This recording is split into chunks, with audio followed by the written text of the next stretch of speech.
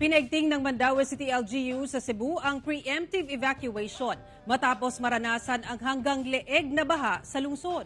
Ang detalye sa report ni Nico Sereno ng GMA Regional TV Balitang Bisdak. Sa Mandaue City, pinaigting ng LGU ang kanilang preemptive evacuation. Ito'y matapos maranasan ang hanggang leeg na baha nitong Lunes. Kahapon ng umaga, nagtipon ang mga tauhan ng CDRRMO, team at Mandaue City Police upang pag-usapan ang mas pinaigting na mga protocols na ipatutupad. Napagdesisyonan ng otoridad na magpapadala ng miyembro ng disaster team sa mga bahaing lugar sa oras na aasahan ang malakas na ulan. Bumigay naman ang bahagi ng Legazpi Street sa Cebu City na nasa gilid ng itinatayong high-rise building noong Miyerkules. Bunsod pa rin ito sa walang humpay na ulan. Simula kahapon, puspusan ang trabaho para masigurong hindi nagagalaw ang apektadong lupa sa lugar. Gamit ang heavy equipment, agad na nilagyan ng cube o concrete block sa bumigay na parte ng kalsada.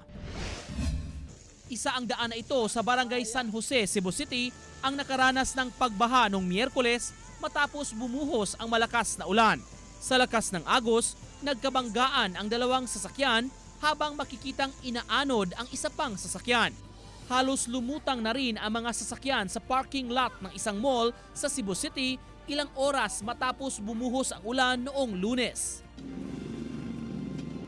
Ayon sa Department of Engineering and Public Works o DEPW, dahil ito sa dami ng tubig ulan.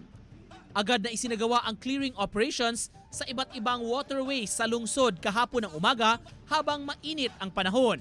Naabutan ng GMA Integrated News ang pagkuha ng mga nakabarang basura at nakatambak na lupa mula sa mga culverts at manhole. Bunsod pa rin ng malakas na ulan, tuluyang gumuho ang lupang kinatitirikan ng bahay sa Lower Talamban, Cebu City nitong Miyerkules. Ang bahay ay nasa gilid ng Talamban-Canduman Bridge. Ang dalawang palapag na bahay ay pagmamay-ari ng pamilya Seno na ipinatayo noong 2006.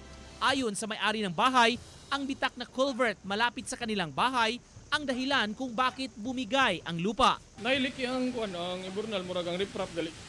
So nahihinay siya kapakpak andun na inana siya sir. Sa kadugay ning balaya pila nak bagyo na agyan ani wa doon siya na naunsa gali. Oh. Tungod adto ang iburnal. Paliwanag ng Pag-asa, ang mga pag-ulan sa Kabisayaan ay dulot ng epekto ng habagat at localized thunderstorms.